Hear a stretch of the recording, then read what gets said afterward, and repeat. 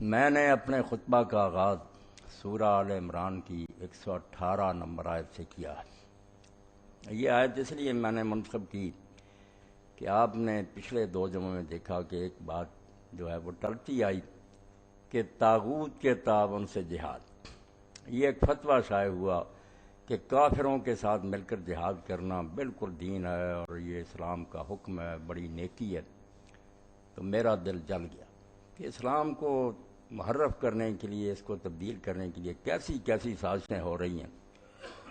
قیامت سے کم نہیں احسان ہے کہ ادھر عورت نے امامت کی، اور جس نے اس کو آگے کیا اسراء نعمانی، وہ ایک ایسے عالمی دین کی پوتی جس نے اس ملک میں دین کے لیے بہت کام کیا، مولانا شبلی نعمانی رحمۃ اللہ علیہ، ان کی پوتی ہے حرامزادی اسراء نعمانی، جس نے اس کو آگے کیا کہ یہ فتنہ، اور وہ خود ایسی بدذات ہے کہ جا کر اسلام کے دشمنوں کے پاس ہندو جوگیوں اور سادھیوں کے ساتھ رہی، جو ننگے رہتے، مرد عورتیں ننگے رہتے ہیں، بام مار گئی کہ کہتے ہیں اگر ننگے رہیں تو پھر یہ شوق مٹ جاتا۔ وہاں اس نے حرام کا بچہ جنا، اب وہ لیے پھرتی ہے، اور اسلام اور عورت ایک کتاب اس نے لکھی کہ اب یہ وہابیوں کا اور مولویوں کا اسلام ختم ہو جائے گا، کہ بالکل زنا جائز ہونا چاہیے، کوئی خرابی نہیں۔ کہا حضور کے زمانہ میں ایک عورت نے زنا کیا تھا تو وہابیوں نے نامرادوں نے اس کو گستاخ کی سنسار کیا تھا، اب میں یہ بالکل جائز کر کے چھوڑوں گی کہ عورتیں زنا کریں۔ تو میں بتا رہا ہوں یہ بات کہ قیامت آ رہی ہے، اسلام کے نام پر یہ یورپ اور دوسرے ممالک جو ہیں کیا کر رہے ہیں ہمارے ساتھ، اور ہمارے علماء وہ لکھ رہے ہیں کہ طاغوت کے ساتھ مل کر جہاد کرنا جو ہے ٹھیک ہے۔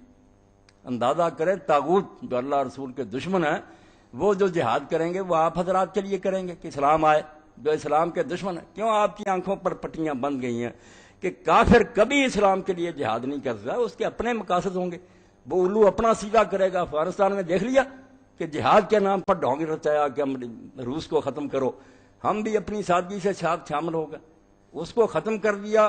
حالانکہ اگر روس بچا رہتا تو یہ حالت نہ مسلمانوں کی ہوتی جب ہوئی ہے۔ ہماری بدقسمتی تھی کہ روس کو نکالنے کے بعد ہم نے اس کا ساتھ نہیں دیا۔ افغانستان سے نکالنا تھا مگر اس کو بچانا تھا، وہ مد مقابل تھا، اس سے یہ ڈرتا تھا۔ اب میدان ہو گیا صاف، یہ سانٹ کھلا ہے، جو جی چاہے کر رہا، اب کوئی طاقت اس کے سامنے مزاحم نہیں رہی۔ تو نادانیاں ہوئی ہم سے۔ احمق وہ جو سمجھتا ہے کہ کفار اسلام کے اتنے خیر خواہ کہ وہ اسلام کے لیے جہاد کریں گے، کبھی نہیں ایسا ہوگا۔ آپ کیوں نہیں قرآن کو مانتے اور اللہ کے رسول کی حدیثوں کو مانتے؟ یہ فتوے جلا دینے کے قابل ہیں۔ میں اب اس پر کیا تبصرہ کروں، پوری کتاب ہوتی تو ایک ایک پر میں بحث کرتا کہ کیا حوالے ہیں لوگوں کے، کس طرح دین کو تبدیل کر رہے ہیں۔ مختصراً بتا دیتا ہوں کہ اس میں جتنی روایتیں بیان کی گئی ہیں کہ صفوان بن امیہ نے حنین میں رسول اللہ کے ساتھ جہاد کیا، قزمان جو کافر تھا اس نے جنگ عہد میں ساتھ، ایک بھی صحیح نہیں۔ کیا کروں، کس طرف بحث کروں، سب ردی ہیں، ضعیف ہیں، موضوع باتیں سیرت کی کتابوں سے لے لیتے ہیں جاتی، اور اس کے مقابلہ میں قرآن اور صحیح سنت اس کو رد کر دیں۔ اپنے مقاصد دین اپنے مطلب کا بنا رہے ہیں کہ چونکہ بدماشوں کے ساتھ ملے ہوئے ہیں، اب یہ راز کھل گیا لوگوں پر کہ یہ جہاد کیا ہو رہا۔ میرے بیان کرنے کی ضرورت، سب لوگ جانتے ہیں کہ ایجنسیوں کا ہو رہا، جب وہ کہتے ہیں چلے جاتے ہیں، جب روک رکھتے رکھ دیتے، تو اس کو جائز کرنے کے لیے بنا لیا طاغوت کے تعاون سے جہاد۔ طاغوت نہیں جہاد کر سکتا، طاغوت تو اسلام کو مٹانے کے لیے کوشش کرے گا، وہ اسلام کا خیر خواہ کہ اس کو آنے دے۔ تو جو آیت میں نے پڑھی، یہ آیت آپ سن لیں، اور اس کی جو شرح 156 اور 157 صفحہ پر مولانا احمد رضا خان مرحوم رحمۃ اللہ علیہ نے کیا المحدث العلوم، میں حیران رہ گیا کہ قرآن کے بارے میں اللہ نے اس شخص کو کتنی بصیرت دی۔ آیت ہم بھی پڑھتے رہتے ہیں۔ اللہ فرماتا ہے، اے اہل ایمان، اپنے غیروں کو رازدار نہ بناؤ، وہ تمہاری بدخوائی میں کبھی کمی نہیں کریں گے۔ ان کی دلی تمنا ہے کہ تم تکلیف میں پڑو، دشمنی ان کے منہوں سے ظاہر ہو چکی ہے، اور جو ان کے سینوں میں دبی ہے وہ اور بھی بڑی ہے۔ بے شک ہم نے تمہارے سامنے نشانیاں صاف بیان فرما دیں اگر تمہیں عقل ہو۔ اس وقت بھی لوگ کانگریس کے ساتھ مل گئے تھے اور یہی فتوے دیتے تھے کہ بس کافروں کے ساتھ مل کر ملک کی آزادی کے لیے جہاد کرنا چاہیے، ہمیں دوزخ کے گڑھے میں گرانا چاہتے تھے۔ یہ پاکستان نہ بنتا، پتہ چل جاتا کہ ہندو ہمارے ساتھ کیا کریں۔ 1937 میں صرف انگریز کے زیر سایہ صوبائی حکومتیں ملی تھی کانگریس کو۔ پڑھ لیں مسلمان اور موجودہ سیاسی قسم کے مولانا مودودی صاحب حوالے دے تک بالکل پورا ہندوازم لاگو کر دیا۔ اسی لیے تو اخبار اور قائد اعظم چیخ اٹھے کہ اب یہ حال ہے، جب مکمل آزادی ان ہندوؤں کے پاس ہوگی کیا بنے گا پھر ہمارا۔ تو اس وقت مولانا نے لکھا جو کانگریس کے ساتھ ملے تھے، یہ آیا ہے کریمہ اپنے ایک جملے سے اس طوفان بدتمیزی کو جو آج مشرقین ہند سے لیڈران برت رہے ہیں رد فرماتی ہے۔ کہتے ہیں یہ طوفان بدتمیزی جو برپا ہمارے لیڈر ہندوؤں کے ساتھ ملے ہوئے ہیں، یہ آیت کا ایک ٹکڑا ان کی جڑیں ہلا رہا۔ سن لیں ٹکڑے، اللہ ایک آیت سے حالت کمزوری و عجز میں مدد کے لیے جس کسی کی طرف التجا لائی جائے، ضرور ہے کہ اسے اپنا رازدار بنایا جائے۔ جس سے آپ مدد مانگیں گے، جائیں گے ہاتھ جوڑ کر کے ہمارے ساتھ ملیں، ہماری مدد کریں، اپنی فوجیں ہمارے ساتھ، لازمی بات ہے کہ اس کو سارے راز آپ بتائیں گے، ورنہ وہ آپ کا ساتھ دے گا۔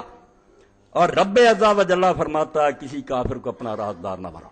قرآن کہتا بتانا، تم نے راز نہ بتانا کافروں کو، مگر مدد لوگے کافروں سے مشرکوں کو طاغوت میں پہلے پوچھیں گے راز بتاؤ۔ سارے منصوبے ان کے کہتے ہیں پہلی مخالفت یہ واحد قہار کی نافرمانی ہے۔ اللہ غالب کا پہلا حکم تو یہ ٹوٹا کہ کافروں کو سارے راز بتا دی۔ اور ہم نے دیکھا کہ جب پاکستان بنا تو وزیر قانون ایک ہندو بنایا گیا، جوگندر ناتھ منڈل کو، سارے کاغذات لے کر جہاز پر چڑھا، محکمہ قانون کی سب کتابیں ہندوستان لے گی۔ کیا کر رہے ہیں آپ لوگ؟ قرآن کو جھوٹا کر رہے ہیں۔ فرمایا کافروں کو رازدار نہ بناؤ۔ تو کہتے ہیں جب تم عاجز ہو کر، بے بس ہو کر، کمزور ہو کر جاؤ گے، منتیں کرو گے کہ ہماری مدد کرو، تو راز تو بتانے پڑیں گے۔ آپ کے ایٹمی راز نہیں معلوم کر لیے یہاں انگوٹھا رکھ کر، کمزور کا کیا ہوتا ہے؟ تو فرمایا حالت عجز و کمزوری میں مدد کے لیے جائے گا، راز بتانے پڑیں گے۔ پہلی قرآن کی مخالفت ہوگی کہ راز نہ بتاؤ کافروں۔ با ظاہر ہے کہ اسے اپنا خیر خواہ سمجھا گیا، اور ساتھ لوگ یہی سمجھ گئے کہ یہ میرا خیر خواہ، میرا ہمدرد ہے، میرا ساتھی۔ اگر ذہن میں ہوگا دشمن ہے، کیوں ساتھ لوگے؟ کہ بدخواہ کے دامن میں کوئی نہ چھپے گا، کیونکہ جس کے بارے میں پتہ ہی ہمارا دشمن ہماری خرابی چاہتا ہے، ہمیں برباد کرنا چاہتا ہے، اس کے سب سامنے کون جا کر پیش ہوتا کہ ہماری مدد کرو؟ دشمن سے مدد نہیں لیتا، تو سمجھو کہ خیر خواہ۔ اور رب عزا و جل فرماتا ہے وہ تمہاری بدخواہی میں گئی نہ کریں گے۔ ادھر قرآن کہتا لا یعلونکم خبال، تم سمجھتے ہو خیر خواہی کرو گے، یہ کسر نہیں چھوڑیں گے تمہیں تباہ کریں گے۔ لفظ یہ ہے قرآن کے، لا یعلون، نہیں کمی چھوڑیں گے، تمہاری جڑیں اکھاڑ کر یہ بس کریں گے۔ تم بے وقوفوں جاتے ہو کہ یہ ہمارے خیر خواہ۔ یہ اللہ عزا و جل کی تکذیب ہوئی۔ بے شمار رحمت مولانا احمد رضا پر، جب ہندوستان کے ہمارے لیڈر دیوبند کے اور مولانا ابوالکلام ان کی جوڑی میں گر گئے نا، اور مسجد کے ممبروں پر لا کر شردانند کو بٹھانا شروع کر دیا اور خطبے دلانے شروع کیے، ان کی ارتھیوں کے لاشوں کے ساتھ جاتے تھے، تلک لگانے شروع کر دیے۔ اب بھی تلک لگایا کہ وزیر مذہبی امور نے لگایا، دوسروں نے لگایا۔ یہ دن تھا عیسائیوں کا اور ہندوؤں کا، ہولی پر انہوں نے سارا کام کیا ہندوؤں۔ اور یہ اعجاز الحق نے، ضیاء الحق کے بیٹے نے، ناخلف نے کہا کہ اگلے سال مجلس عمل بھی یہ منائے۔ توبہ توبہ توبہ! جو اسلام کہتا کہ کافروں کے تہوار پر اگر تمہیں تحفہ بھیج دو نا، نوروز کے دن یا کرسمس کے دن، تم کافر ہو۔ دعا اسلام کی کتابیں پڑھو، کس دین کی طرف تم ہمیں لے جا رہے ہیں؟ ہم اگر بے بس ہیں، عاجز ہیں، اتنا ذلیل کرنا چاہتے ہو کافروں کے قدروں میں سجدہ کر دیں؟ خدا کے بندو، وہ غیرت، وہ حمیت اور مسلمانوں کا وہ جذبہ رہنے دیں جس کی وجہ سے دراصل مسلمان یہ فاقہ کش کہ موت سے ڈرتا نہیں ذرا، روح محمد اس کے بدن سے نکال۔ وہ تو یہ کہہ رہا، اقبال نے کب نظم لکھی؟ ابلیس کا فرمان اپنے سیاسی فرزندوں کے نام، اور وہ عمل کر رہا ہے۔ اس وقت اس نے کہا بالکل یہی کر رہے ہیں، ہمارے اندر سے روح محمد نکال رہا ہے۔ اب حجاز و یمن میں کیا ہوا؟ گھس گئے وہاں، شراب آ گئی، زنا آ گیا، اور ساری انگریزی تعلیم پھیلا دی۔ سعودی عرب کے بچے اور سارے مسلمان عربوں کے بچے جان بے دین ہو گئے، وہی کافروں والے طریقے۔ وہی اس نے کہا تھا، فکر عرب کو دے کے فرنگی تخیلات، اسلام کو حجاز و یمن سے نکال۔ آپ لوگ جانتے نہیں کہ کتنی بڑی سازش، کیوں بار بار بے وقوفیاں کرتے ہیں کہ ان کے سے دوستی کر لو؟ کہتے ہیں اللہ کہتا ہے یہ تمہاری بدخائی میں کسر نہیں چھوڑیں گے، تم کہتے ہو ہمارے خیر خواہ، ہمارے دوست۔ یہ اللہ عز و جل کی تکذیب، تم نے اللہ کو جھوٹا کہا کہ وہ غلط کہتا ہے۔ تیسری بات، دین، مصیبت میں التجا و استمداد اسی سے ہوگی جسے جانا جائے کہ ہمیں مشقت سے بچایا جائے گا۔ اسی سے مدد مانگو گے نا جو سمجھو گے کہ ہماری مدد کرے گا، ہمیں تکلیف سے نکالے گا۔ اور اللہ عز و جل، رب عز و جل فرماتا ہے کہ ان کی دلی تمنا ہے، ودو ما عنتم، وہ تو دل سے چاہتے ہیں کہ تم برباد ہو جاؤ۔ ان کی دلی تمنا ہے تمہارا مشقت میں پڑنا، یہ دوسری تکلیف ہے۔ یہ بھی دوسرا تم نے خدا کو جھوٹا کہا۔ وہ کہتا ہے وہ دشمنی میں کسر نہیں چھوڑیں گے، وہ تمہاری بدخائی چاہتے ہیں، تم کہتے نہیں ہمارے خیر خواہ دوست۔ دار چھپا دشمن جس سے اثر عذاب کبھی نہ ظاہر ہوا، آدمی اس سے دھوکے میں آ سکتا ہے۔ جس نے کبھی دشمنی ظاہر نہ کی ہو، بے شک پتا ہو دشمن نے ظاہر نہیں کیا، پھر بھی ہوتا کہ یار آج تک تو نہیں اس نے کی. اور جس کے منہ سے بوز کھل چکا قد بدت بغداد میں نفع. فرمایا یہاں تو دشمنی چھپی بھی نہیں کہ تمہیں میں سمجھوں کہ تو بیوقوف دھوکہ کھا رہا ہے. دشمنی ان کے منہ سے ظاہر ہو، ان کا پریس بول رہا ہے، ان کے میڈیا بول رہے ہیں، ان کے لیڈر بول رہے ہیں کہ یہ تہذیبوں کی جنگ ہے، اسلام کو مٹا دو اور یسوع مسیح کو دنیا میں جلدی لانے کے لیے ایسی فضا پیدا کرو کہ یہ مسلمان کچلے جائیں. تم بیوقوف ہو، ان کے منہ سے دشمنی ظاہر ہوگی، اب چھپی بھی نہیں رہی، علانیہ کہہ رہے ہیں. جس کے منہ سے بوز کھل چکا اس سے قطعی اعتراض کرے. جس نے علانیہ دشمنی کا اعلان کرا اس سے تو ہر آدمی بچتا کہ اب یار کوئی دھوکہ کھانے کا موقع ہی نہیں رہا. رب عزا و جلہ نے فرما دیا تھا کہ دشمنی ان کے منہ سے ظاہر ہو چکی ہے، پھر بھی ان کی محبت نے وہ اندھا بہرا کر دیا کہ نہ اللہ تعالیٰ کی سنی نہ ان کے منہ سے چھلکی یاد رہی. یہ کانگریسی مولویوں کہہ رہے ہیں کہ اللہ نے کہہ دیا تھا مگر تم نے اللہ کی بات نہ سنی. گاندھی کے قدموں میں چلے گئے، نہرو کے قدموں میں چلے گئے، علانیہ دشمن سے خدا اور رسول ہے. اگر ایک خفیف حد کی مخالفت اور رنجش ظاہر ہوتی، یہ سن لو پھر قرآن کی آیت نکالو، ایک ٹکڑے سے کتنی دلیلیں نکالی کہ رازدار نہ بناؤ، ان کو خیر خواہ نہ سمجھو. یہ تو چاہتے ہیں کہ تمہیں مشقت میں ڈالیں اور دشمنی ان کے منہوں سے ظاہر ہوتی. پھر کہتے ہیں اگر ایک خفیف حد کی مخالفت اور رنجش ظاہر ہوتی اور اطمینان ہوتا کہ دل میں اس سے زائد نہیں، تھوڑی سی کسی نے دشمنی ظاہر کر دی مگر تسلی ہوتی کہ یار منہ سے نکل گئی، دل میں اس کی اتنی دشمنی، پھر بھی بات تو کچھ گنجائش ہو سکتی کہ یہ ہمارا اس حد کا بادخواہ نہیں جو ایسی بھاری مصیبت میں ساتھ نہ دے. پھر بھی سوچ سکتا آدمی کہ معمولی دشمنی ہے یار، دل میں ٹھیک ہے. اس خیال ارذل کو رب عزا و جل نے ان تینوں جملوں سے رد فرما ہی دیا کہ وہ کوئی ہلکے مخالف نہیں، تمہاری بدخواہی میں گئی نہ کریں گے. یہ گمان نہ کرنا کہ وہ کسی سخت سے سخت مصیبت میں تم پر کچھ ترس کریں گے. ان کی دلی تمنا ہے کہ تم مشقت میں پڑو. کوئی خفیف رنجش ان کے منہ سے ظاہر نہ ہوئی بلکہ بغض اور پوری دشمنی، بیر، عداوت اللہ کہتا دل میں جو ہے وہ اس سے بھی زیادہ. اور اس پر چوتھا جملہ یہ ارشاد فرما دیا کہ اس پر بس نہ جانو کہ ان کے دلوں کی دبی اور سخت ہے، مگر انہوں نے اس واحد قہار مہربان پروردگار کی ایک نہ مانی اور جملے جملے کی تکذیب ہی ٹھانی. جیسے اس وقت کانگریسیوں نے کیا اب اس وقت کر رہے ہیں مسلمان. بالکل مولانا کہہ رہے ہیں قرآن کے ایک ایک جملے کو چلا رہے ہیں. اللہ دشمن کہتا ہے یہ دوست بنا رہے ہیں، اللہ کہتا ہے راز نہ بتاؤ، یہ سارے راز بتا رہے ہیں، خود فائلیں دیتے ہیں، خوش ہوتے ہیں کہ ہماری دوستی بڑھ رہی ہے. اللہ کہتا ہے وہ تمہیں برباد کرنا چاہتے ہیں، نہیں کہتے ہیں وہ ہماری بھلائی چاہتے، ترقی چاہتے. یہ ایک ہی جو نا 156 صفحہ سے میں نے پڑھ لیا، یہی اس رسالے کی ترغیب کے لیے کافی ہے. اب فرماتے ہیں تحقیق مقام بتوفیق انعام یہ ہے. اب یہ ہے عربی اردو عبارت مشکل، مولوی بھی کوئی اچھا پڑھا سمجھ سکتا، فقیہ تھا، عالم تھا، عام آدمی کو سمجھ نہیں آتی. تو یہ 175 سوال تحقیق مقام استعانت کے احکام، اقسام اور ان کے احکام.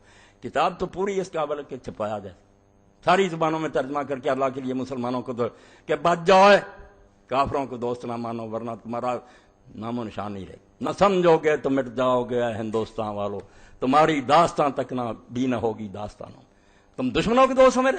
تو یہ تحقیق مقام استعانت کے اقسام اور ان کے احکام. عالمانہ بحث کہ مدد کس طرح لی جاتی ہے اور کتنی کی حکم ہے. تحقیق مقام با توفیق منام، منام اللہ کو کہتے ہیں جو انعام کرنے والا بات. کہ یہاں استعانت کی 3 حالتیں، کہتے ہیں مدد جب کسی سے مانگو 3 ہی حالتیں ہوگی، التجا، اعتماد، استقدام. التجا یہ کہ قلیل گروہ اپنے کو ضعیف و کمزور یا عاجز پا کر کثیر و قوی و طاقتور جتھے کی پناہ لے، اپنا کام بنانے کے لیے اس کا دامن پکڑے. کوئی سمجھتا ہم کمزور ہیں، کسی طاقتور سلطنت کے ساتھ ملتے ہیں، یہ سپر پاور ہے، اس سے دوستی کریں، ورنہ یہ التجا کہلاتی ہے. تو منت سماجت کے لیے گئے، دروازے پر مانگت بن کر حاضر ہو گئے، دامن پکڑے اس کا کہ ہمارے کام بنائے. یہ بداحتاً اپنے آپ کو ان کے ہاتھ میں دے دینا ہوگا. اس کا مطلب تم نے اپنے آپ کو اس کے حوالے کر لیا. اب مالک وہ ہے، آپ اس کے ہیں نوکر، اور انہیں خائی نخائی ان کے اشارے پر چلنا، ان کی پسروی کرنی پڑے گی، پیچھے چلنا پڑے گا، اور جو اشارہ کریں گے ایک فون آئے گا آپ سب کچھ ہار دیں. یہ التجا ہے، منت، کمزور بن گئے. دوسرا اعتماد، یہ کہ گروہ مساوی سے یارانہ گانٹھیں، زیادہ طاقتور نہیں، برابر کی پاوریں، انہیں اپنا یارو مہینوں مددگار بنائے، دوست بنا لیں. ان کی مدد و موافقت سے اپنے لیے غلبہ و عزت و کامیابی چاہیں، کہ برابر کا دونوں مل کر کوئی طاقت حاصل کریں، غلب. یہ اگرچہ اپنے آپ کو ان کے رحم و کرم پر چھوڑ دینا نہیں، مگر ان کی ہمدردی و خیر خواہی پر اعتماد یقیناً. یہ اتنا تو نہیں التجا کی طرح کہ بالکل آپ نے اس کے رحم کرم پر چھوڑ دیا، مگر یہ تو ہے نا کہ آپ نے یہ مانا کہ یہ میرا خیر خواہ، اس پر مجھے بھروسہ ہے، یہ ساتھ دے گا۔ کوئی عاقل خون کے پیاسے دشمن بدخواہ کو معین و ناصر نہ بنائے گا۔ اگر خیر خواہ نہ سمجھے اپنی جان کے دشمن کو کوئی مددگار بناتا؟ تو جب خیر خواہ سمجھا تم نے، بے شک برابر کے ہیں، یہاں مساوات کے یہی معنی نہیں کہ ہر طرح قوت میں ہمارا ہم سنگ ہو، یہ بھی نہ سمجھو کہ بالکل برابر کا ہو، بلکہ خود سرگرو کہ ہمارے ہاتھوں میں مجبور نہیں، بے شک وہ چھوٹا ہی ہو، مگر آپ جانتے ہیں حکم نہیں ہمارا اس پر چلے گا، جب اس کی مرضی ہوگی اکڑ کھڑا ہوگا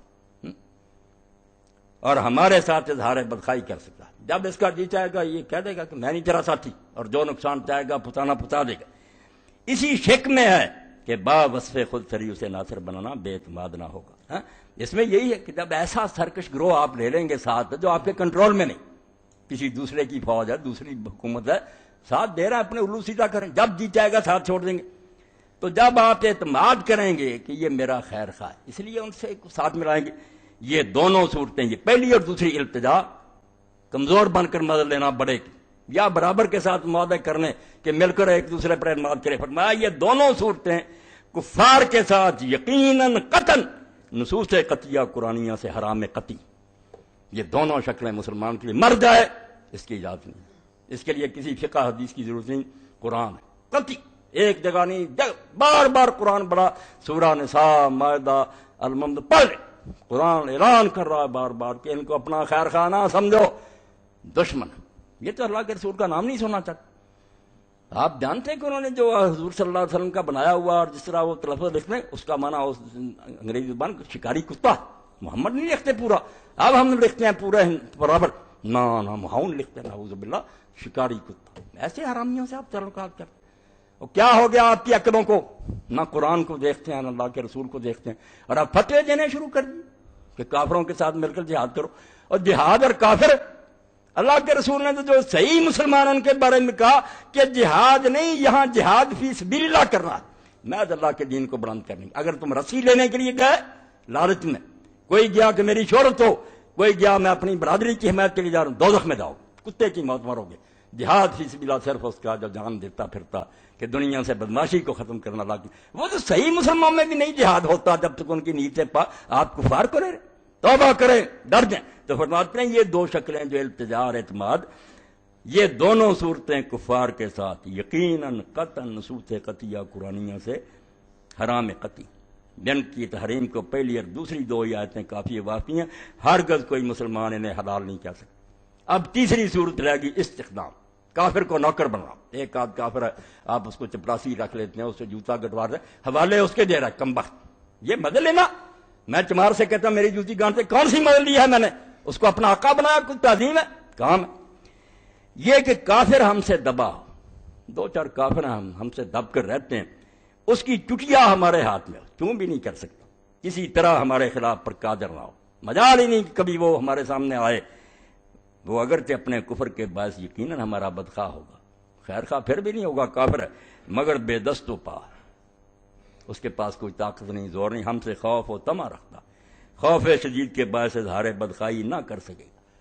ڈرتا اتنا مسلمانوں کا ملک ہے، ساری فوج ہماری، ایک آدھ سپاہی ہے، وہ کیا جرت کرے گا شرارت کرنے کی، تباہ ہو جائے، ایسا ڈر ہے۔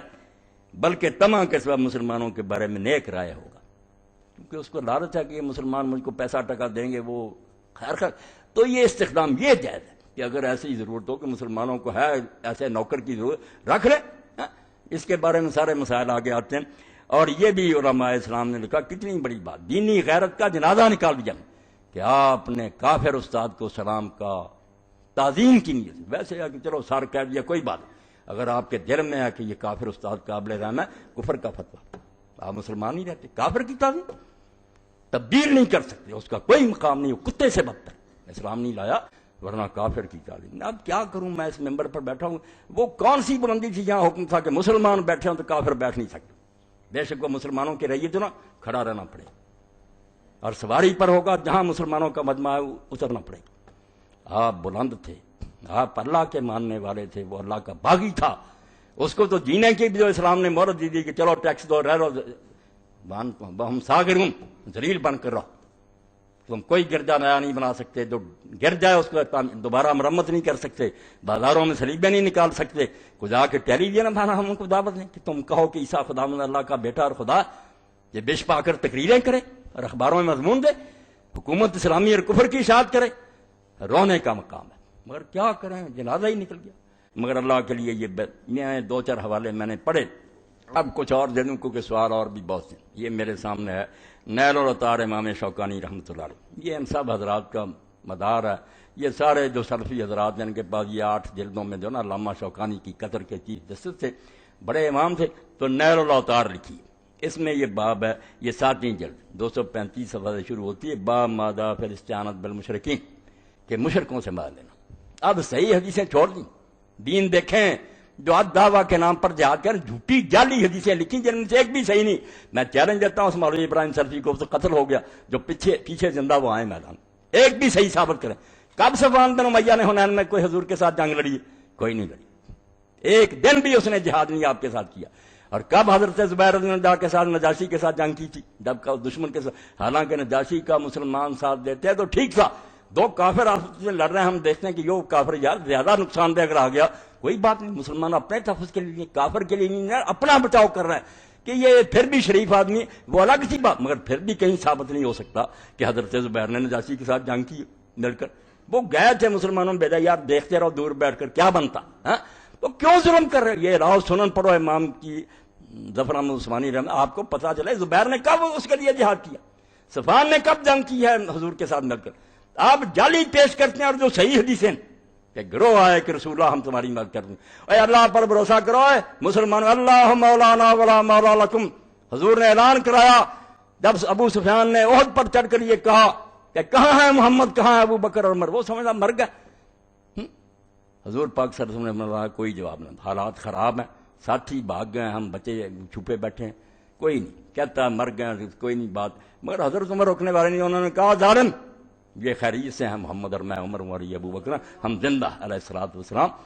پھر اس نے یہ کہا لنا عزا ولا عزا لکم، ہماری عزا دیوی ہے مدد کے لیے، تمہاری کوئی عزا ہی نہیں۔ مائیوں کو پوچھتے ہیں جیسے آج بھی کئی مائیوں کے دربار عزا بنائی ہوئی تھی، اور مکہ کے بعد سب سے بڑا دربار یہی تھا، طائف کی طرف تھا، اونٹوں کی قطاریں جاتی تھیں، قربانیاں چڑھتی تھیں، اور ابو لہب وغیرہ روتے تھے عزا دیوی کے پاس جا کر کہ عزا ہائے یہ ہمارا بھتیجا گمراہ ہو گیا، اب ہم روتے ہیں کہ بعد میں تیری پوجا کیسے ہوگی، یہ تو دین بدل رہا۔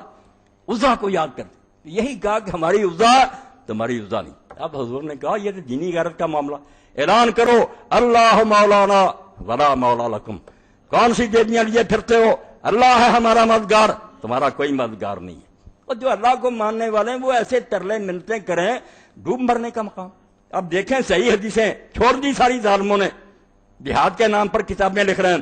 ان عائشہ رضی اللہ تعالیٰ عنہ قال خرج النبی صلی اللہ علیہ وسلم کہ بلا بدر، کیسے حالات، 313 لے کر حضور جا رہے تھے، ایک ایک آدمی کی ضرورت تھی، اس سے زیادہ تنگی کا وقت کیا تھا۔ تو ام المومنین رضی اللہ عنہ فرماتی ہیں کہ رسول کریم علیہ الصلوۃ والسلام بدر کی طرف نکلے، فلما کان بحرۃ الوبرۃ ادرکوا رجل قد کان تذکر منہ جرح ونجلہ، جب حضور حرہ وبرہ تک پہنچے، مدینے سے باہر میدان، تو ایک ایسا آدمی آ کر آپ سے ملا جس کے چرچے تھے، اتنا بہادر اور دلیر کوئی نہیں، یہ بہتوں پر اکیلا باری، اب بڑی ضرورت تھی کہ اس کی مدد لے لی جائے۔ ففارع باصحاب رسول اللہ صلی اللہ علیہ وسلم حین رآہ، اللہ کے رسول کے اصحاب نے بھی جب اس کو دیکھا خوش ہو گئے کہ بڑا بہادر آدمی یار ہمارے ساتھ مل گیا، اب بڑی ضرورت پوری کرے گی۔ دیکھو حالات کیسے ہیں، خود آیا ہے مدد کے لیے، دلیر اور بہادر اتنا ہے، صحابہ خوش ہوئے۔ مگر اللہ کے رسول نے کیا فرمایا، کیوں دین سے ٹھٹھا کرتے ہو، بھائی عمل نہیں ہو سکتا خدا کے لیے، اس کو رہنے دو دراصل حالت میں، کبھی کسی کو توفیق ہوگی وہ دین پر عمل کر سکے۔ آپ بدل رہے ہیں کہ لوگوں کے ذہن ہی بدل جائیں۔ یہی اقبال نے کہا تھا، اور ہو گیا اسی نظم کا حصہ ہے، وہ تو پورا ہو گیا نا، افغانیوں کی غیرت دین کا ہے یہ علاج۔ یہ افغانی دین کے خلاف بات نہیں سنتے، ایسے ہی تھے۔ امیر امان اللہ صرف اپنی بیگم سریا کے ساتھ اٹلی گیا تھا، اور زیادہ بے پردگی یہ نہیں کی، صرف منہ ننگا کر دیا تھا۔ سلطان المشائخ نے فتویٰ دے دیا کہ سلطان مرتد ہو گیا، اب اس کو کابل میں نہیں داخل ہونا۔ کبھی وہ دور تھا، اب عورتیں ننگی وہاں بھی نکلے پیر رہی ہیں، یہ انگریزی تہذیب کی برکت ہے۔ اس وقت وہ داخل نہیں ہو سکتا، وہیں مرا۔ مگر اب کیا ہوا؟ وہ اخبار والی بات، افغانیوں کی غیرت دین کا ہے یہ علاج، ملا کو ان کو ہو دمن سے نکال دیا، مار دی اتنی لمبی داڑیوں والے چوگے والوں، کچھ بیچارے پنجروں میں قید ہیں، لوگ خوش ہو رہے ہیں کہ نمازی جو ان کو نکلے پہنا کر حوالے کر دیا، کوئی گناہ نہیں تھا ان کا. اس لیے دین کے دشمن ان سے توقع کر. تو صحابہ خوش ہوئے کہ یہ شخص آیا، بہت اچھی بات. فلم ادرکہ قال جئت لیکتبک فاصیب معک، اس نے کہا اللہ کے رسول میں اس لیے آیا ہوں کہ تیرے ساتھ رہوں اور تیرے ساتھ ہی میں بے شک قتل بھی ہوں. فقال له رسول اللہ صلی اللہ علیہ وسلم تؤمن باللہ ورسولہ، اور سن لو جو اللہ کو ماننے والے ہیں کافروں کی مددوں پر بھروسہ نہیں کرتے. اللہ کے رسول علیہ السلام نے فرمایا تو اللہ کو مانتا ہے، اللہ کے رسول کو مانتا، ایمان ہے؟ قال لا، کہنے لگا نہیں ایمان نہیں. قال فرجع فلا نستعین بمشرک، چلا جا واپس، ہم ہرگز مشرکوں سے مدد نہیں لیتے. میں اللہ کے دین کے لیے اٹھا مشرکوں سے مدد لوں، یہ تو سارا کام ہی گندا ہو گیا. زمزم میں شراب ملا دی، کام اللہ کے دین کا اور ساتھ کافروں کے لیے رکھا. فرمایا نہیں، واپس چلا جا، واپس ہو جا. قال ثم مضى، تو پھر ام المومنین فرماتی ہیں کہ چلا گیا. حتی اذا کان بشجرۃ ادرکہ الرجل، جب رسول اللہ شجرہ تک پہنچے، آگے ایک منظر دی، پھر آ گیا. فقال له كما قال اول مرہ، حضور نے پھر وہی بات کہی جو پہلی کہی تھی. قال النبی صلی اللہ علیہ وسلم كما قال اول مرہ، وہی اس نے کہا میں جہاد کے لیے آیا، آپ نہیں پہلا. قال اللہ، کہنے لگا مومن نہیں. قال فرج فلا نستعین بمشرک، چلا جا، ہم نے مشرکوں کی مدد کی ضرورت نہیں. قال فرجع فادرک بالبیضاء، پھر وہ بیضاء میں آ کر ملا. فقال له كما قال اول مرہ، پھر حضور نے پوچھا تؤمن باللہ ورسولہ، اب اس کی بھی قسمت اچھی تھی. دیکھیں نا، پہلے مدد لے رہے تھے دین تباہ ہوتا، مدد بھی مل گئی مگر وہ اسلام لے آیا. حضور نے فرمایا اللہ رسول کو مانتا؟ قال نعم، کہنے لگا ہاں میں ایمان لایا اللہ رسول پر. فقال له فانطلق، حضور نے فرمایا چل پھر. اب جہاد ٹھیک ہوا. جہاد بھائی نماز کی طرح کہ آپ سکھ اور ہندو کو آ جا ہمارے ساتھ نماز پڑھ، جیسے وہ نادانی رحم کی ہے، ایسا ہی ہے کہ جہاد فی سبیل اللہ نماز اور حج کی طرح کی ایک عبادت ہے. وہ تو مسلمان کو بھی نیت نیک کرنی پڑتی، ورنہ دوزخ کی موت ہوگی اس کی. رواہ احمد و مسلم. وان خبیب بن عبد الرحمن عن ابی عن جدی قال اتیت النبی صلی اللہ علیہ وسلم وهو یرید غزوا انا ورجل من قومی ولم یسرم. تو حبیب خبیب بن عبد الرحمن کے دادا کہتے ہیں کہ میں رسول اللہ کے پاس آیا، آپ اس وقت ایک جہاد کے لیے جانا چاہتے تھے، میں بھی آیا، میری قوم کا ایک آدمی بھی آیا، ہم اس وقت ایمان نہیں لائے. فقلنا انا نستحیی ان یشهد قومنا مشهد اللہ نشهد معهم، تو ہم نے کہا اللہ کے رسول ہمارے لیے یہ بڑی شرم کی بات ہے کہ ہمارا سارا قبیلہ اور قوم جا رہی ہے ایک مارکا کے لیے، ہم ان کے ساتھ نہ ہوں تو بڑی بری بات. یہ ہمارے قبائلی نظام کے خلاف، سمجھو خاندانی غیرت کے خلاف.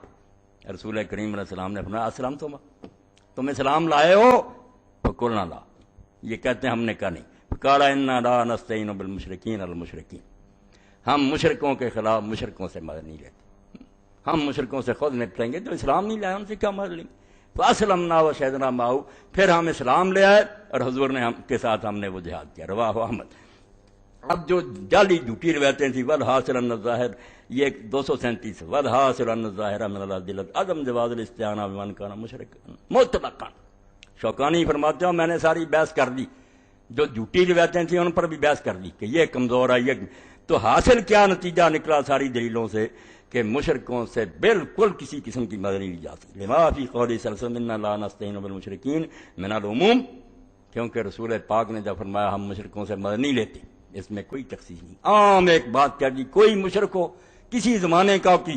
وَكَذَلِكَ قَوْلُنَا لَا نَسْتَعِينُ بِمُشْرِكٍ، اور یہ بھی جو کہا کہ ہم کسی مشرک سے مدد نہیں لیتے، مشرک نکرہ کا. اگر جو روایتیں بیان کرتے ہیں زہری وغیرہ سب کا رد کیا کہ جعلی ہیں. وَيُؤَيِّدُ هَذَا قَوْلُهُ تَعَالَىٰ وَلَن يَجْعَلَ لِلْكَافِرِينَ عَلَى الْمُؤْمِنِينَ سَبِيلًا، اور کہتے ہیں اس کی تائید قرآن سے بھی ہوئی. اللہ نے کہا کہ اللہ مومنوں کے مقابلے میں کافروں کو کبھی عزت نہیں دے گا. اس لیے اگر تم نے ان کو اپنے جرنیل بنا لیا، ان کے احترام کرنے لگے، ان کے راز، تو تم نے پھر مومنین کے مقابلے میں ان کو عزت دے دی. اور پھر آگے بھی ایک روایت اور بھی لکھی، قد اخرج الشیخان البراء قال جاء رجل مقنع بالحدید، کہ بخاری مسلم دونوں لائے ہیں کہ ایک آدمی آیا جو لوہے میں بالکل ڈھمپا ہوا تھا، سر سے پاؤں تک اس نے ذرا پوشی کی تھی. فقال یا رسول اللہ قاتل اسلم، حضور نے پوچھا کہ میں جہاد کروں پہلے یا اسلام لاؤں؟ قال اسلم ثم قاتل، پہلے فرمایا اسلام لا پھر جہاد کرنا، فاسلم ثم قاتل قتل، پھر وہ اسلام لایا، جہاد کیا، شہید بھی ہو گیا۔ فقال صلی اللہ علیہ وسلم عمل کثیرا قلیلا واجر کثیرا، حضور نے فرمایا اس نے یار محنت تھوڑی کی، اجر بہت بڑا ملا، ابھی آیا اور ابھی جنت میں چلا گیا۔ ایسے لوگ بھی ہوتے ہیں۔ اس حرم کے بارے میں ابو ہریرہ رضی اللہ عنہ کئی مرتبہ پوچھتے تھے کہ وہ آدمی بتاؤ جس نے یار ایک سجدہ نہیں اللہ کو کیا اور جنت میں چلا گیا، تو لوگ کہتے تھے وہ کون ہے؟ فرمایا وہ حرم تھا، بنی عبد الاشر کا جو آدمی تھا یہودی وہ تھا۔ لوگوں نے پوچھا اس کا کیا واقعہ ہوا؟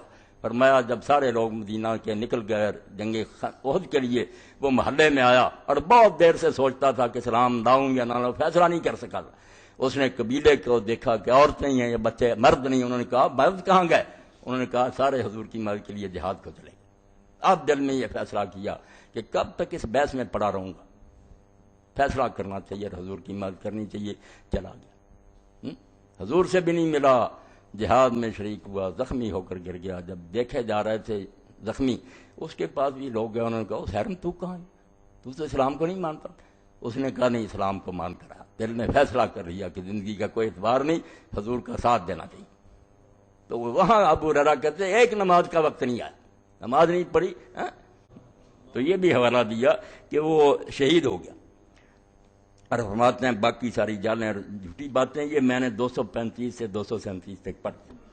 اب یہ میرے پاس ہے المغنی ابن قدامہ کی 8ویں جلد، یہاں بھی یہی بحث ہے۔ تو لکھا کہ کشاں کہتے ہیں ضرورت ہو، مگر جنہوں نے جائز بھی کہا نا کہ تھوڑے سے کافر ہوں، ہمارے زیر سایہ ہوں، ہمارے ڈنڈے کے نیچے ہوں، اتنا قابو ہو کہ چوں نہ کر سکیں، کوئی گڑبڑ نہ ڈال سکیں۔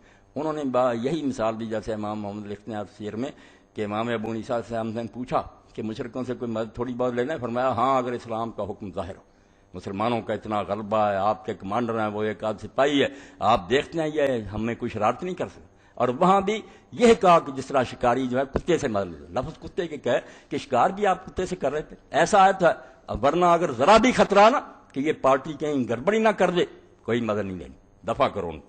تو یہ بھی بحث ہے 394 اور 95 پر، وہ جو حدیثیں میں نے پڑھی وہ حوالہ بھی دیا۔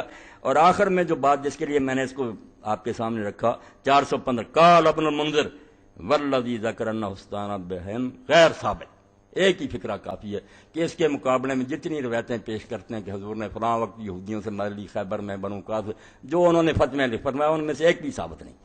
حدیث کی کتاب میں اٹھائے، کسی کی روایت صحیح نہیں، سب جھوٹی روایت۔ وہی شوکانی نے کہا، وہی انہوں نے کہ والذی ذکرنا حسان غیر ثابت، جہاں جہاں یہ ذکر ہے کہ حضور نے کسی کافر سے مدد لی، بالکل جھوٹی بات، کوئی ثابت نہیں۔ یہ ہے امام ابن حزم رحمۃ اللہ علیہ الظاہری، اہل حدیثوں سے بھی ایک درجہ آگے۔ یہ 7ویں جلد ہے، کتاب الجہاد، اس میں ہے یہ صفحہ ہے، مسئلہ نمبر ہے 953 اور صفحہ 333 سے لے کر 335 تک۔ یہاں بھی امام نے ساری جو ہے نا چونچڑا یہ کرتے سب لکھ دی، ان کا جواب دیا کہ جھوٹی روایتیں پیش کرتے ہو، اور پھر صاف بات کیا کہی ہے کہ بعض کہتے ہیں فلاں مدلی لاکن الحجت فی ھذا ہوا ما روینا من طریق مالک الفضیل ابن ابی عبداللہ عن عبداللہ بن دینار عن عروہ عن عائشہ ان رسول اللہ صلی اللہ علیہ وسلم، وہ کہتے ہیں ہم نہیں سنتے فلاں مسلمان نے یہ کیا تھا، مسلمان کرتے رہیں، مسلمان شرابیں پیتے ہیں، زنا کرتے ہیں، یہ دین ہے؟ ہم صرف اس کو حجت مانتے ہیں جو ہم نے اللہ کے رسول سے سنا کہ اما عائشہ نے روایت کیا انا لا نستعین بمشرک، ہم مشرکوں سے مدد نہیں لیتے۔ پھر وہی حدیث سنائی، اس لیے فصح انہ لا کافر الغنام لغیر المسلمین، ان کافروں کا نہ مال غنیمت میں کوئی حصہ ہے، نہ یہ جہاد میں جا سکتے ہیں، نہ ان کو دین میں کوئی دخل ہے، کوئی ان کا نہیں۔ اگر چپڑاسی نوکر آپ دیکھ لیں، حضرت عمر رضی اللہ عنہ کو ابو موسیٰ اشعری نے لکھا کہ ہمارے یہاں ایک بہت ہے کاتب، منشی ہے، وہ حساب کتاب بہت اچھا دفتر، ہم نے تو حکومت ہی دے دی نا ساری، عیسائی بیٹھے ہوئے ہیں، ججز بیٹھے ہیں، سارے بیٹھے ہیں، دین کی بربادی۔ انہوں نے لکھا کہ یہ کاتب ہے، بڑا اچھا سیکٹری ہے، لیکن حضرت عمر رضی اللہ عنہ نے لکھا اس کو کہ قرآن کے ساتھ ٹکر رہے ہو، اللہ کہتا ہے کافروں کو مسلمانوں پر تم کو عزت نہ دو، یہ حاکم بن کر بیٹھے گا، مسلمان عرضیاں لے کر آئیں گے، جہنم میں بھیجو اس کی کتابت کو، کسی کو نہیں ہم نے حاکم بنانا۔ اور یہ بات ڈاکٹر اسرار صاحب نے کچھ دن ہوئے کہ اب ڈاکٹر جاوید اقبال کا ناخل پر دوسرے جمع نہیں یہ باتیں، اور صاحب سن لیں آپ، خدا کی قسم کسی غیر مسلم کو اسلامی حکومت نے کوئی عہدہ نہیں دیا تھا، یہ اسلامی حکومت ہے، یہ نوکری ہے صرف، کیا نوکری کر لو، وہ کافر ہے، وہ قرآن حدیث کو چلانے میں مخلص ہوگا؟ کبھی نہیں ہو سکتا، اس لیے یہ سارے عہدے مسلمانوں کے ہیں۔ سلطنت اسلامی میں مسلمان ہی سارے ملازم ہوں گے، یہاں نہ کوئی قاضی، نہ کوئی جرنیل، نہ کوئی عہدیدار، کچھ نہیں، بس چھوٹے موٹے جو ہے نا چپراسی، جہاں کوئی عزت نہیں، ان کی کوئی تعظیم نہیں مسلمان کر، وہ ہے، اگر کوئی دے دے ٹھیک ہے، ورنہ جس میں تعظیم ہوگی کافر کی وہ اس کو عزت ملے گی، اور مسلمان اس کے سامنے ذلیل ہوگا کسی لحاظ سے، کبھی حلال نہیں۔ یہ کتابیں مگر موقع نہیں، میں نے اشارتاً بتا دیا کہ ایسی کتابیں لے کر دین کی جو ہے نا رہی صحیح کثر وہ بھی یہ نکال دینا چاہتے کہ مسلمان بے غیرت ہو جائیں۔ اب جو ہمارے ہندوستان میں مسلمان ان کی فوج میں بھرتی ہیں سارے جہنمی پکے دوست، کن سے لڑتے ہیں؟ وہ مسلمانوں کے خلاف آتے ہیں لڑنے کے لیے، تمغے لیتے ہیں اور کہتے ہیں ہمیں نوکری ملی ہے۔ یاد رکھو اسلام نے جو فتح دی ہیں یہ میرے پاس ہے، لاؤ سن، کیا کریں؟ کہتے ہیں ابو حنیفہ کوئی نہیں تھا امام، اور کیا آپ جانتے ہیں ان کو؟ ان کی الصغیر الصغیر کبیر پڑھیں، وہ اسلامی قانون کے کتنے ماہر تھے۔ آج بھی یورپ میں برسیاں 1000 سالہ برسی منائی جاتی ہے امام محمد بن حسن شیبانی کی، کہ انٹرنیشنل لا پر جو اس نے لکھا ہوا وہاں تک اب بھی نہیں لوگ پہنچے کہ حکومتوں کو آپس میں کیا کرنا چاہیے۔ تو وہاں ہے کہ اگر کافر کہیں کہ ہمارے ساتھ مل کر دوسرے کافروں سے لڑو، تو وہاں بھی کہا کہ کئی حالتیں، اگر تو یہ کہیں کہ ہم تمہیں قتل کر دیں گے، مسلمان ہے وہاں قیدی، اگر نہیں لڑوں گے کافروں سے کافروں نے لڑنا، ہمارا ساتھ نہیں قتل کر دیں، تو فرماتے ہیں لڑیں، مگر ان کی عزت کے لیے نہیں، ان کے لیے نہیں، یہ سوچ کر کہ ہم اپنی جانوں کا دفاع کر رہے ہیں، یہ قتل کر دیں گے ہمیں، چلو ان کے ساتھ مل کر ان کے کافروں کو مارنا، اگر قتل کا اندیشہ، اور اگر آپ سمجھتے ہیں کہ قتل نہیں کریں گے، فرمایا کوئی لڑنے کی اجازت۔ آپ کیوں لڑتے ہیں کافروں کی خاطر؟ کیونکہ مسلمان کی جان اللہ کے ہاتھ میں بک چکی ہے، وہ صرف دو غرضوں کے لیے لڑ سکتا، یا اعزاز دین کے لیے کہ دین کو غالب کرے، یا اپنے جان کے دفاع کے لیے، اس کے سوا وہ کوئی مسلمان اور کسی جگہ اپنی جان کو خطرے میں نہیں ڈال سکتا۔ یہ مفت میں نہیں ہے کہ دیتے پھرو، ہاں؟ اور یہ تو ہماری بدقسمتی سے انگریزی فوج میں شامل ہو کر لوگ گئے عراق پر، مکے مدینے پر، انہوں نے گولیاں چلائیں 5-5 روپے لے کر جنگ عظیم میں، اور خوش ہوتے تھے ہمیں تمغے ملے، اسلام سے نہ واقف ہیں۔ آپ ایک کافر حکومت کی مدد کے لیے گئے مسلمان ملکوں کو برباد کریں گی، ظالموں۔ تو امام محمد فرماتے ہیں اگر کافر کافر سے لڑ رہے ہیں اور کہتے ہیں ہمارا ساتھ دو، اگر یہ نوبت ہے کہ وہ کہتے ہیں نہیں ساتھ قتل کر، آپ ہیں وہاں قید، تو چلو کافروں کے خلاف اپنی جانیں بچاؤ، مگر نیت یہ نہیں ہونی چاہیے کہ ہم ان کے غلبے کے لیے لڑیں، دو کتے لڑ رہے ہیں ہم یار اپنی جان بچا رہے ہیں۔ اور اگر آپ کو کوئی اندیشہ نہیں، بالکل ساتھ نہ دیں، آپ کی جان آپ کی نہیں اللہ کی۔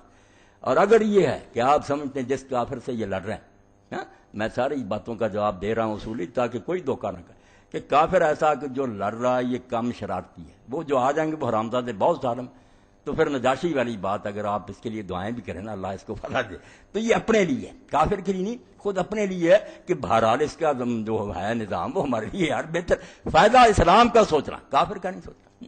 اور اگر آپ کو یہ کہے، یہ بھی فتویٰ اس میں کہ کافر حکومت نے کہا کہ مسلمانوں کے خلاف لڑو، فرمایا پھر خود مر جاؤ، مسلمانوں کے خلاف نہ لڑو۔ آپ بے شک آپ کو کہنا قتل کر دو، قتل ہو جاؤ، کیونکہ اب تو ٹائی یہ پڑ گئی کہ یا اپنے بھائی کو قتل کرو، پھر کیوں کرنا، مسلمان دوسرے کو کہا بھی مر جائیں۔ یہ ہے اسلام کے فتوے کہ کافر حکومت اگر کیا کہ کافروں سے مسلمانوں سے لڑو، پھر آپ خود مر جائیں، مسلمانوں کے خلاف نہ لڑو۔ یہ وہ بات ہے جسٹس منیر اور کیا نہیں بیٹھے اور مولانا مودودی اور سارے اصلاحی صاحب علماء پیش ہوئے، وہ بدماش تھے، ڈیریا تھا، اور مرتے وقت اس نے کہا کہ میں اللہ کی قسم وہیں کوئی نہیں مانتا تھا خدا۔ یہ جسٹس منیر کی بات کروں، موت کے وقت تھا کہ میں خدا کا من کرتا ہوں، کوئی خدا نہیں۔ اور منظور قادر سے کہا کہ منظور قادر اب کیا بنے گا، اگر سچ مجھ خدا نکل آیا میرا کیا بنے گا۔ ڈیریا چیف جسٹس جس نے پورے اسلام پاکستان کو برباد کیا، پہلے وہ نظریہ ضرور نکالنے والا، ایوب کو اجازت دے دی کہ آپ آ گئے ظالم، آپ کی حکومت ٹھیک ہے، ساری بربادی تو ایسے ایک غاصب ہے، کیوں آپ اس کو حق دیتے ہیں؟ وہ ظالم بیٹھا رہا ٹھیک ظلم سے، مگر آپ کہیں آپ ظالم غاصب۔ تو مرتے وقت کا کہ میں اللہ کا منکر تاب کا، تو منظور قادر بھی ہوشیار تھا، اس نے کہا جسٹس صاحب آپ ساری عمر جج رہے ہیں، آپ کو پتہ ہے کہ توہین عدالت کا مرتکب اگر اپنے آپ کو عدالت کے رحم و کرم پر چھوڑ دے تو کچھ معافی مل جاتی ہے، آپ کے لیے اب یہی صورت رہے گی۔ یعنی دیکھیں مسلمان کہلاتے چیف جسٹس بے ایمان مرتد، قریب کرے کے کارن سے پوچھا۔ اب یہ باتیں ہیں راز کی، یہ اندر ہونی چاہیے مسلمانوں کے، اعلانیہ بتا دیں کہ وہ پاکستان کے خلاف نانوڑے سپاہی، انڈیا تو فوراً ان کو نکال دے گا اور پتہ نہیں ان کو قتل ہی کر دے سپاہیوں۔ حرامی پوچھتے رہے کہ اگر پاکستان کے خلاف جنگ ہو تو ہندوستان کے مسلمانوں کو حصہ رہنا چاہیے۔ تو مولانا مودودی نے کہا جسٹس صاحب آپ کرسی عدالت پہ بیٹھے ہیں، مسئلہ قادیانی کی تفتیش تھی، آپ نے یہ بنیادی باتیں چھیڑ دی، کیا بتائیں ہم؟ آپ یہ اعلان کریں تو مسلمان تنگی میں پڑ جائیں گے۔ مسئلہ یہی ہے کہ وہ مسلمانوں کو مارنے آئیں گے، وہ مسلمان رہ جائیں گے، اسی وقت کافر اور ملعون ہو جائیں گے کہ ایک مسلمان اسٹیٹ کو برباد کرنا چاہتے۔ مگر اب یہ اسلام کے مسئلے نہیں رہے، مولویوں کے مسئلے رفع جان، ان کو کیا پتا کہ سیر کیا ہوتی، انٹرنیشنل لا کیا حکم ہے، یہ علم ہی نہیں۔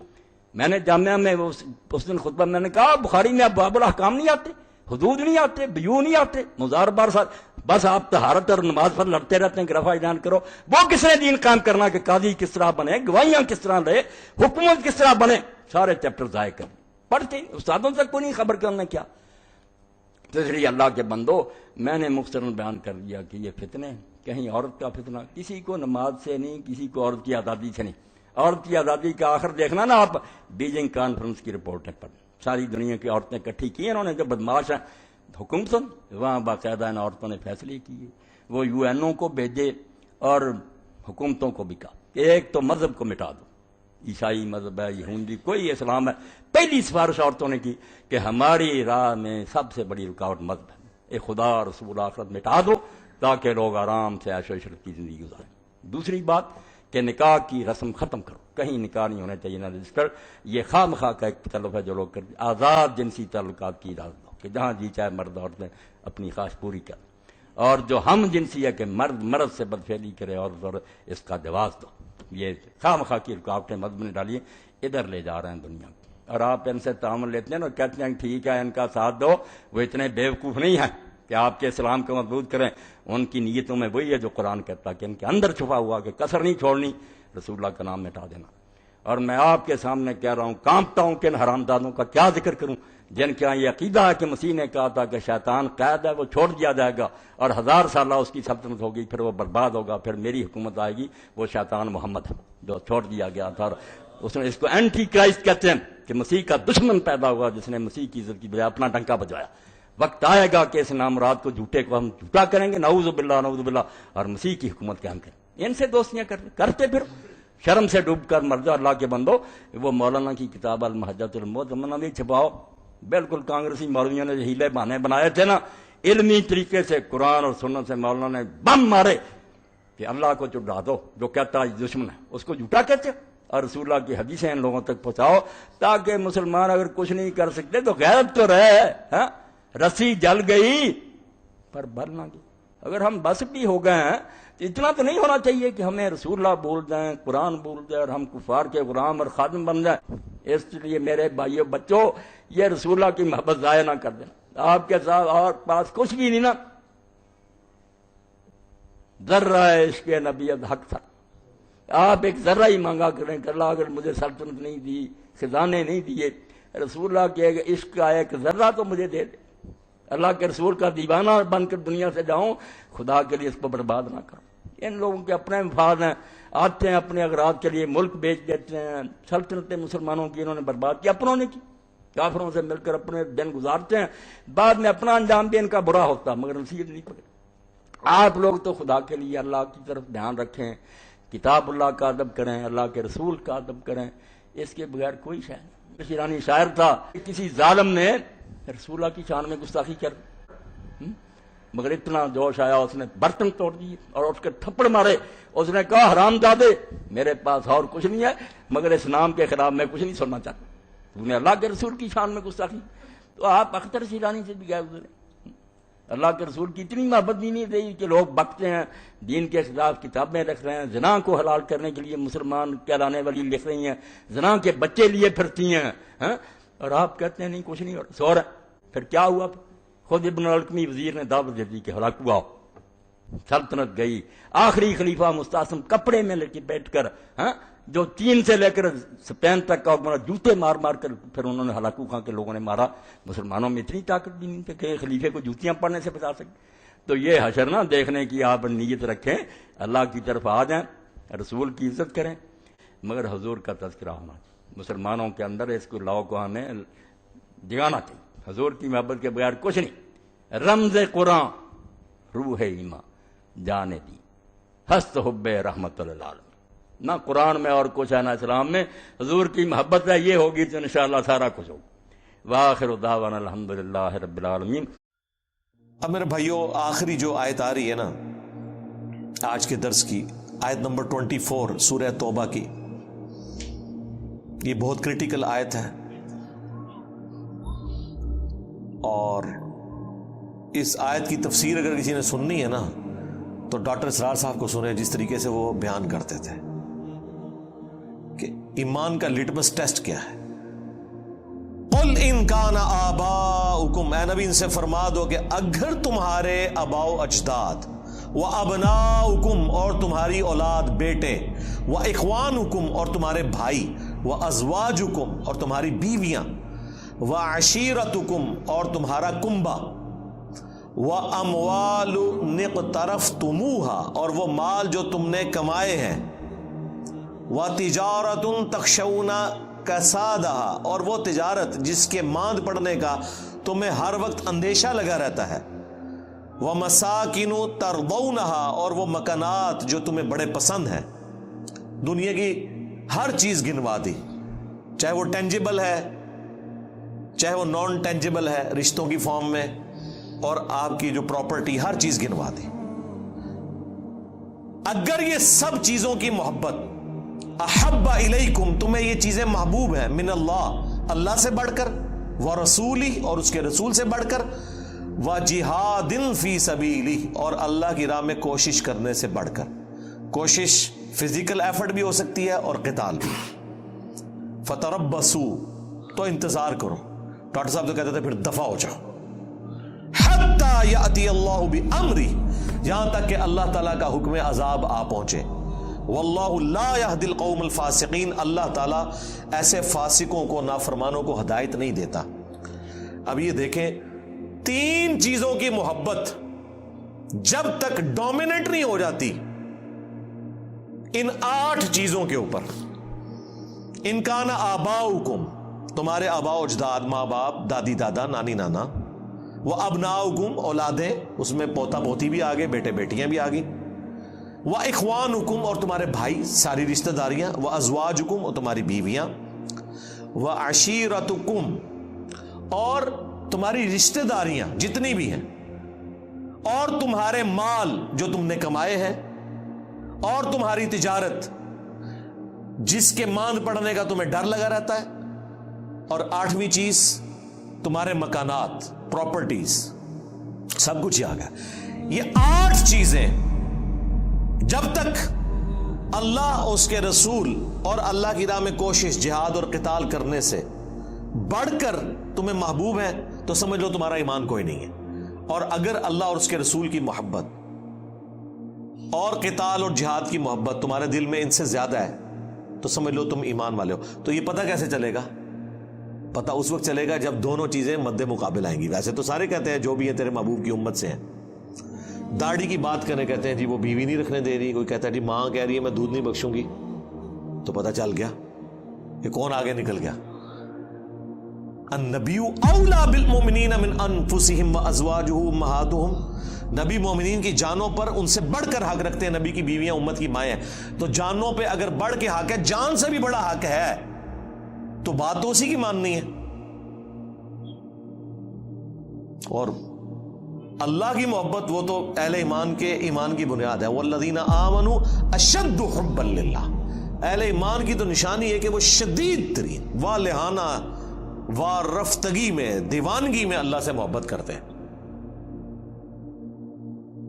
پھر محبت کا لٹمس ٹیسٹ بھی بتا دیا گیا.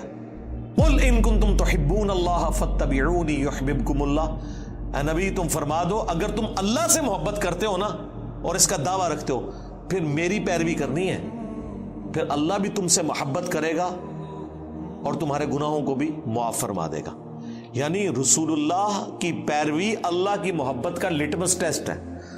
تو اگر اللہ کی محبت کا لٹمس ٹیسٹ یہ ہے کہ آپ نے نبی علیہ السلام کی پیروی کرنی ہے، تو نبی کی محبت کا لٹمس ٹیسٹ کیا ہے؟ میلاد کے اوپر جھنڈا چڑھانا، وہ بھی یہی ہے نا.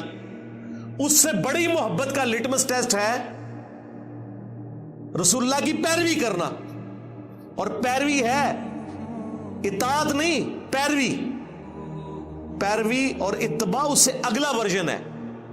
اطاعت محبت کے ساتھ، جو سورۃ النساء میں آیا ہے کہ تم مومن ہی نہیں ہو سکتے جب تک کہ اپنے ہر معاملے میں رسول اللہ کو اپنا حاکم نہ مان لو اور دل میں بھی کوئی حرج محسوس نہ کرو اس کے خلاف. تو رسول اللہ کی اتباع محبت کے ساتھ کرنا، اطاعت محبت کے ساتھ کرنا، یہ ٹرو پیروی ہے. یہ اللہ تعالیٰ کا تقاضا ہے. تو اللہ کی محبت کا تقاضا اگر نبی علیہ السلام کی پیروی ہے اور اتباع ہے اور محبت ہے تو ظاہر ہے نبی علیہ السلام کی محبت کا تقاضا بھی تو رسول اللہ کی پیروی ہے صلی اللہ علیہ وآلہ وسلم. ویسے تو کہتے ہیں جی وہ جی بخاری مسلم میں حدیث ہے کہ 3 لوگ ہیں جنہوں نے ایمان کی حلاوت چکھ لی. نمبر 1 جو اللہ اور اس کے رسول کو سب سے بڑھ کر محبوب رکھتے ہیں.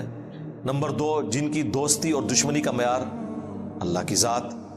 اور نمبر 3 وہ جس کے لیے اسلام چھوڑ کر کفر اختیار کرنا اتنا ہی مشکل ہو جائے جتنا زندہ آگ میں جلایا جانا. یعنی وہ آگ میں جلنے کے لیے تیار ہو جائے, دین نہ چھوڑے. پھر بخاری مسلم میں حدیث ہے تم میں سے کوئی شخص اس وقت تک مؤمن ہی نہیں ہو سکتا جب تک کہ میں اسے اس کے ماں باپ اولاد سب لوگوں سے بڑھ کر عزیز نہ ہو جاؤں. اس میں سے کچھ نکالنا بھی تو ہے نا, کیسے پتا چلے گا؟ حضرت عمر کے بارے میں نہیں آتا بخاری میں, نبی علیہ السلام کے ساتھ چہل قدمی کر رہے ہیں, ہاتھ پکڑا ہوا ہے اور کہا یا رسول اللہ آپ پوری دنیا میں سب سے بڑھ کر مجھے محبوب ہیں سوائے اپنی جان کے. سچ بولا, اپنی جان پہلے ہوتی ہے انسان کو. لیکن نبی علیہ السلام نے کیا فرمایا؟ نہیں بلکہ تیری جان سے بھی بڑھ کر. تو ان کا یا رسول اللہ آپ مجھے میری جان سے بھی بڑھ کر محبوب ہیں. تو آپ نے فرمایا ہاں اب تیرا ایمان مکمل ہوا عمر. تو اس میں سے نکالنا کیا ہے؟ نکالنا یہ ہے کہ پوری دنیا ایک طرف ہو, اللہ کے نبی دوسری طرف ہو.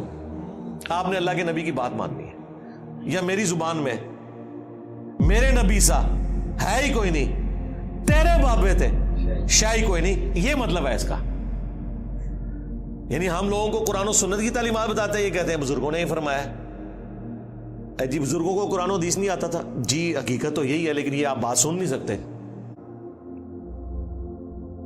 وہ جی کلمہ پڑھا ایک نہ دن جنت میں چلے جانا ہے. جی نبی علیہ السلام سے بھی ذرا پوچھ لیں, صحیح بخاری کی حدیث ہے میری پوری امت جنت میں جائے گی سوائے اس کے جس نے جنت میں جانے سے انکار کر دیا. صحابہ نے کہا کہ یا رسول اللہ کس نے انکار کر دیا؟ آپ نے فرمایا جس نے میری اطاعت کی وہ جنت میں جائے گا, جس نے میری نافرمانی کی اس نے جنت میں جانے سے انکار کر دیا. اچھا یہ حدیث کیوں نہیں لوگوں کو بتاتے؟ یہ بھی تو بخاری میں ہے. بخاری سے آپ کو آدھی حدیث بتاتے ہیں کہ نبی علیہ السلام اینڈ پہ نکال لیں گے جس کے دل میں رائی کے دانے کے برابر بھی ایمان ہوا. وہی جنم سے نکال رہے ہوں گے نا. ہاں پتہ نہیں کتنے 100 سال تک وہ جہنم میں رہے گا, یہ پتہ ہے کسی کو؟ یہاں تو ہم 1 منٹ کے لیے موم بتی کے فلیم پہ ہاتھ نہیں رکھ سکتے.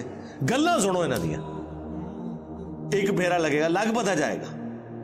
إذا جاءك المنافقون قالوا نشهد إنك لرسول الله والله يعلم إنك لرسوله والله يشهد إن المنافقين لكاذبون اتخذوا أيمانهم جنة فصدوا عن سبيل الله إنهم ساء ما كانوا يعملون ذلك بأنهم آمنوا ثم كفروا فطبع على قلوبهم فهم لا يفقهون وإذا رأيتهم تعجبك أجسامهم وإن يقولوا تسمع لقولهم كأنهم خشب مسندة يحسبون كل صيحة عليهم هم العدو فاحذرهم قاتلهم الله أنى يؤفكون وإذا قيل لهم تعالوا يستغفر لكم رسول الله لووا رؤوسهم ورأيتهم يصدون وهم مستكبرون سواء عليهم أستغفرت لهم أم لم تستغفر لهم لن يغفر الله لهم إن الله لا يهدي القوم الفاسقين هم الذين يقولون لا تنفقوا على من عند رسول الله حتى ينفضوا ولله خزائن السماوات والأرض ولكن المنافقين لا يفقهون يقولون لئن رجعنا إلى المدينة ليخرجن الأعز منها الأذل ولله العزة ولرسوله وللمؤمنين